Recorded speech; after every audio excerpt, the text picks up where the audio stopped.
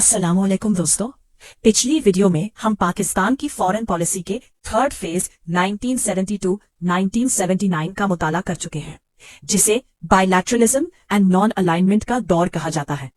इस दौर में पाकिस्तान ने वेस्टर्न मिलिट्री अलायंसेस से दूर होकर एक ज्यादा इंडिपेंडेंट फॉरेन पॉलिसी अपनाई थी। आज हम पाकिस्तान की फॉरेन पॉलिसी के फिफ्थ फेज 1980-1990 को समझेंगे। इस फेज को Afghanistan and partnership with the United states कहा जाता है। इसकी वजह यह थी कि 27 दिसंबर 1979 को सोवियत यूनियन ने अफगानिस्तान पर हमला कर दिया, जिसके बाद पाकिस्तान फ्रंटलाइन स्टेट बन गया और अमेरिका ने सोवियत यूनियन का मुकाबला करने के लिए पाकिस्तान को अपना सबसे अहम एलाई बना लिया। सबसे पहले 27 दिसंबर 1979 को सोवियत यूनियन ने अफगानिस्तान पर हमला किया।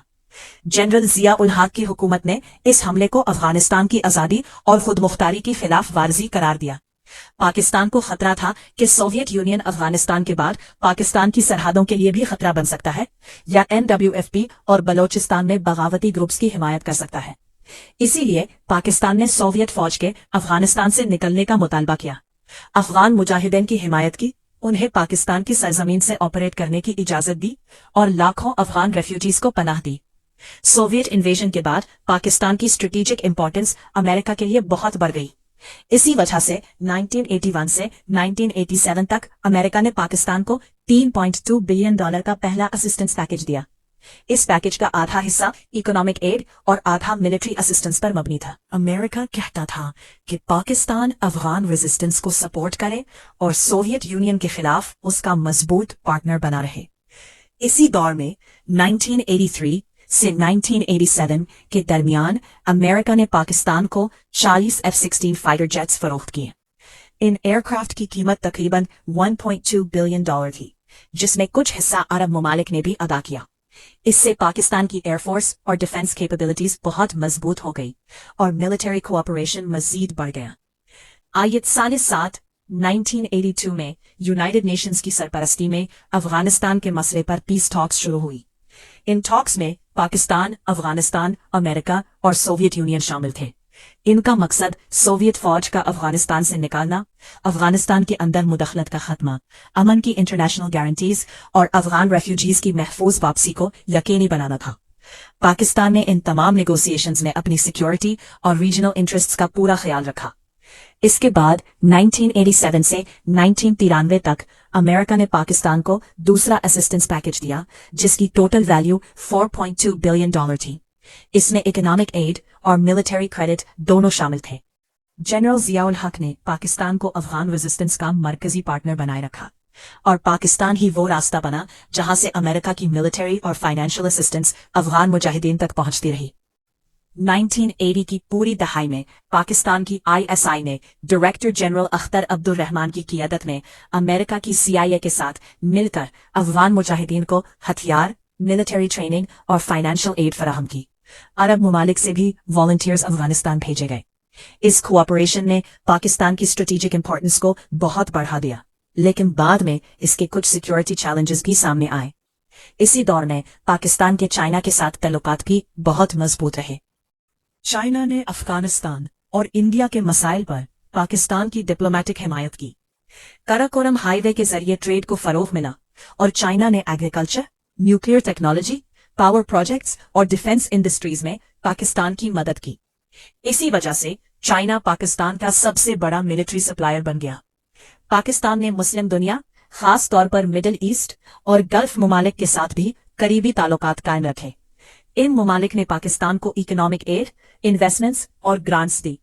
लाखों पाकिस्तानी वर्कर्स को गल्फ में रोजगार मिला, जिसकी रेमिटेंसेस ने पाकिस्तान की इकोनॉमी को मजबूत बनाया।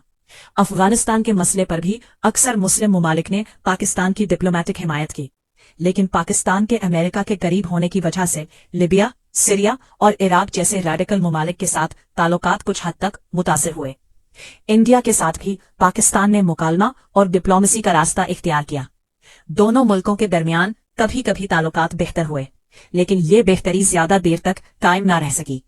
दिसंबर 1988 में राजीव गांधी SAAR समिट के लिए पाकिस्तान आए और जुलाई 1990 में दोबारा ऑफिशियल विजिट की, जिससे दोनों मुल्कों के दरमियान चंद अरसे के लिए ताल्लुकात बेहतर हुए। कई सालों की नेगोशिएशंस के बाद अप्रैल 1988 में पाकिस्तान, अफगानिस्तान, अमेरिका और सोवियत यूनियन ने जेनेवा एकॉर्ड्स पर दस्तखत किए।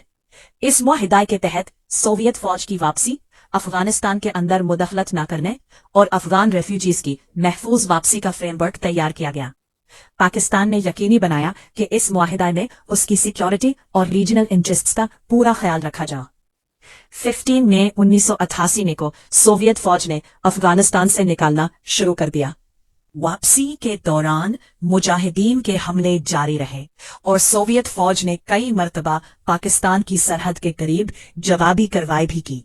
पाकिस्तान को इसी दौर में सिक्योरिटी और रेफ्यूजीज दोनों मसाइल का सामना करना पड़ा।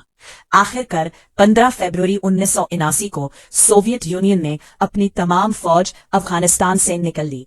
इसके बाद सोवियत फॉरेन मिनिस्टर एडवार्ड शेवरनादजे ने इस्लामाबाद का दौरा किया ताकि पाकिस्तान और सोवियत यूनियन के दरमियान तलकात दोबारा बेहतर बनाए जा सके। अगरचे अफगानिस्तान के सियासी मुस्तकबिल पर इख्तलाफात बाकी रहे, लेकिन दोनों मुल्कों ने नए तलकात कायम करने की कोशिश की।